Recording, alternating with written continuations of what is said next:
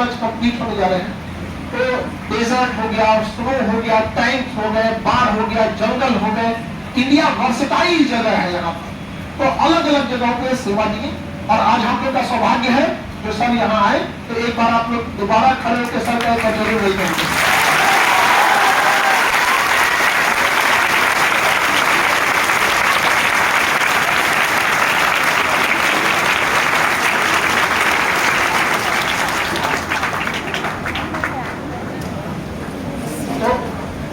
Sir की journey को हल्का ब्रीफ में आप लोग को बता देते हैं कि कैसे कैसे सर शुरुआत किए और जैसे तो आप स्टार्टिंग से में देखते हैं।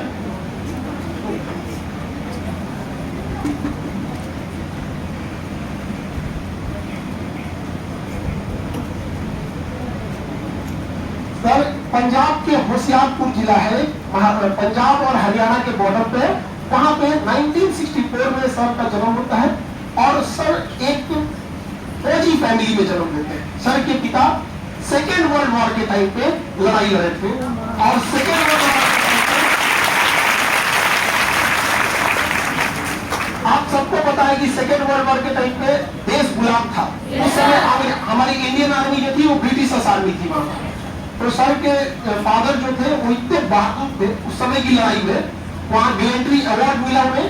और सेकेंड वर्ल्ड वॉर के दौरान अफ्रीका में एक देश है लीबिया, आपको पता है लीबिया में एक जगह बेंगाजी में लड़ाई के टाइम पे ब्रिटिश वहां पे थे। लड़ाई के टाइम पे सर थोड़ा सा वहां पे लड़ाई के टाइम पे इंजर्ड हो गए, पैर फ्रैक्चर हो गया, टूट गया। उन्हें बेंगाजी लीबिया से लेकर मिस्र आए।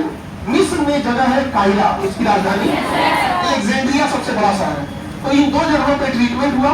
उसके बाद फिर वहां से इन्हें लाया गया कराची। उस समय पाकिस्तान अलग नहीं हुआ था, भारत का हिस्सा था। कराची में रख के दोबारा ट्रीटमेंट किया गया सर के फादर का, और जब वो ठीक हो गए वापस उठा के युद्ध में भेजा गया। सोचिए अंग्रेजों को कितनी जरूरत होगी।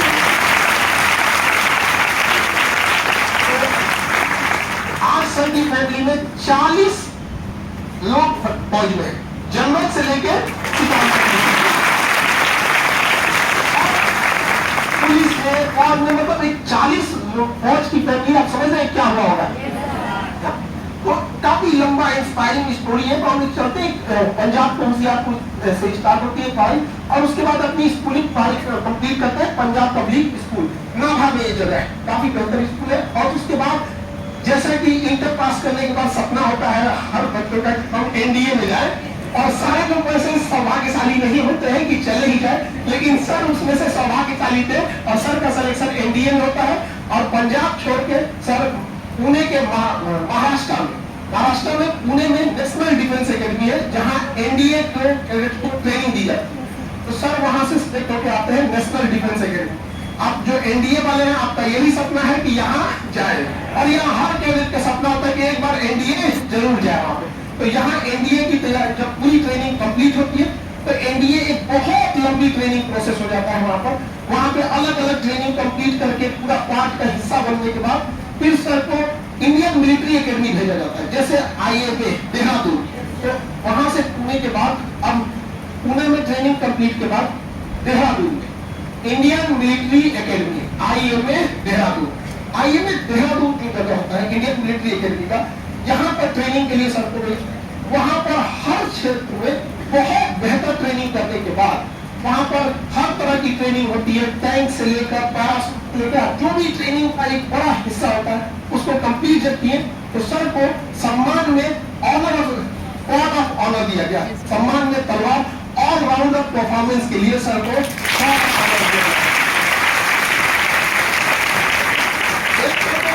सेलेक्ट होना ही मुश्किल होता है।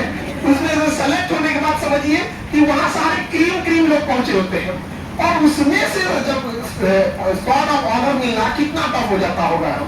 तो उसके बाद फिर सर का कमीशन होते हैं 1985 में सर भारतीय सेना में कमीशन ऑफिसर रैंक पे सेलेक्ट होते हैं। उसके बाद जो ड्यूटीज की पीरियड चालू होती है, इंडिया में भी सेवा दिए, और जैसे कि इनके पिताजी विदेश में भी लगे थे तो सर की भी विदेश में भी ड्यूटी लगाई गई थी वहां पर। 40 साल होने को है कमीशन 85 में, अगले साल 2025 में कंप्लीट हमें लगता है 40 साल हो जाए। एक लंबा जीवन फौज को समर्पित कर दिया। तो फौज के लिए तो हम आगे बढ़ते हैं। इसी क्रम में एक ब्लू हेलमेट बोला है, यूएनओ, यूनाइटेड नेशन ऑर्गेनाइजेशन। तो यूएनओ की अपनी फौज है। तो यूएनओ की फौज में हर देश से लोग जाते हैं। तो सर का भी उसमें यूएनओ के ओर से जाना था। तो आपको पता है अब इंडिया से लेबनान, ये जगह अभी भी बड़ा अशांत एरिया चल रहा है। लेबनान हो गया, सीरिया हो गया, इजराइल हो गया, फिलिस्तीन हो गया, गाजा हो गया। ये एरिया ना बड़ा अशांत रहा है, शुरू से ही रहा है वहां पे। तो सर ने वहां पे अपनी सेवा दी और देश का गौरव बढ़ाया वहां पर जाने के बाद, क्योंकि वहां अलग अलग देशों के लोग आए रहते हैं, अलग अलग देशों के जवान होते हैं, अफसर होते हैं, सब में कोऑर्डिनेशन बनाना बड़ा मुश्किल काम होता है। और कहीं ना कहीं देश की अस्मिता होती है हम कंधों के ऊपर। इतनी बड़ी जिम्मेदारी लेके सर फिर उसके बाद आगे बढ़े और national war college, national war college है अमेरिका के वाशिंगटन डीसी में। अमेरिका के वाशिंगटन डीसी में वहां से नेशनल वॉर कॉलेज से पोस्ट करने के बाद सर फिर आगे बढ़ते हैं, एमएससी करते हैं नेशनल सिक्योरिटी में अमेरिका से। नेशनल सिक्योरिटी अमेरिका यूएस में से कंप्लीट करने के बाद फिर क्योंकि नेशनल सिक्योरिटी में अलग अलग चैलेंजेज आते हैं, लड़ाई का पैटर्न बदलते रहता है, तो ये जरूरी है कि अपने आप को अपडेट करते रहे। तो फिर नेशनल सिक्योरिटी उसमें एमएससी करने के बाद फिर इंडिया में MSc in defence and strategy के साथ स्टडी, क्योंकि डिफेंस में स्ट्रेटजी बनाना बहुत जरूरी होता है। हम क्या करें, कहाँ कैसी फौज भेजे, किस तरह के हथियार का यूज करना है, सर्विलांस का यूज करना है। तो उसके लिए फिर आगे पढ़ाई करने के बाद मतलब समझिए देश सेवा भी हो रही है, ड्यूटी भी हो रही है, कमांड भी किया जा रहा है और पढ़ाई भी चल रही है। ये होती है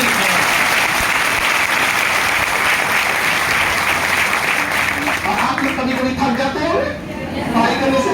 इतना टफ रहता है लाइफ, कितनी टफ है आर्मी की लाइफ वहां पे। जब टैंक में, अभी सर से हमारी बात हो रही थी, तो टैंक में जब बैठते हैं तो बड़ा कंजस्टेड एरिया होता है टैंक में बैठने का। और कितना वो कहाँ जाएगा टैंक, उसकी इंजन की गर्मी है, डेजर्ट में है, बर्फ में है, पानी में है, कहाँ जा रहा है किसी को नहीं पता होता है। और वो छोटा व्हीकल तो नहीं, बड़ा है, वो टारगेट भी बहुत इजी होता है। जितना बड़ा हथियार रहेगा टैंक, टारगेट भी बड़ा इजी हो जाएगा वहां। उतना चैलेंजिंग वर्क रहा होगा। उसके बाद सब डेजर्ट कॉर्प्स को कमांड किए यहाँ पर। डेजर्ट एंड माउंटेनिंग कॉर्प्स जो होती है, जो रेगिस्तान में लड़ना बहुत मुश्किल होता है, बहुत मुश्किल।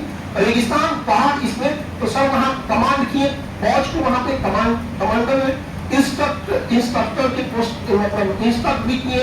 ओटीए गया में अभी अपने अंडर में बहुत सारे ऑफिसर्स को सर ने कमांड किया। उन्हें अभी जस्ट हम भी पासिंग आउट परेड में भी हम गए थे वहां पर।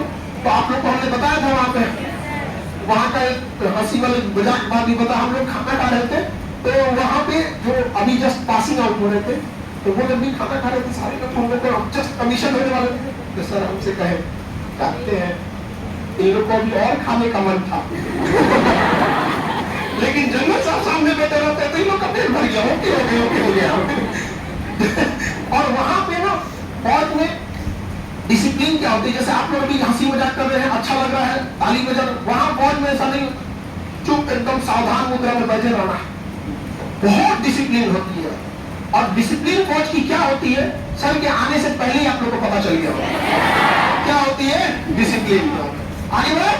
तो देश में हर जगह मरुस्थल है, पहाड़ है, नदी है, जंगल है, हर जगह दुश्मन कहीं से भी आ सकते हैं, तो हमारे देश के लोग भी हर जगह से तैयार रहते हैं और उनको सीखने वाले ऐसे अवसर हम लोग के बीच आए, हम लोग का सौभाग्य है। इनके अदम्य साहस को देखते हुए सेना में इतनी सेवा दिए और विभिन्न जगहों पे रहे, तो सेना में अभी अति विशिष्ट सेवा मेडल से हमारी राष्ट्रपति द्रौपदी मुर्मू जी ने सम्मानित किया। तो अभी हम लोग के इस क्लासरूम का भी सौभाग्य है, जो सेना के इतने बड़े अफसर हम लोग के बीच हैं और आप सब लोग को मोटिवेट करेंगे। तो थोड़ा आगे चलते हैं और डिटेल से देखते हैं।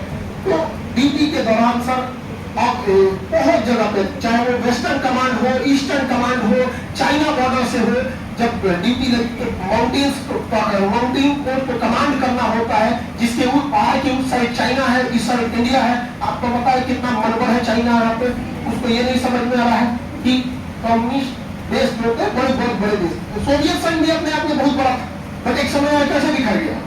तो हम लोग का काम होता है कि इथिक्स के साथ, मोरल इथिक्स होना चाहिए यहाँ पर।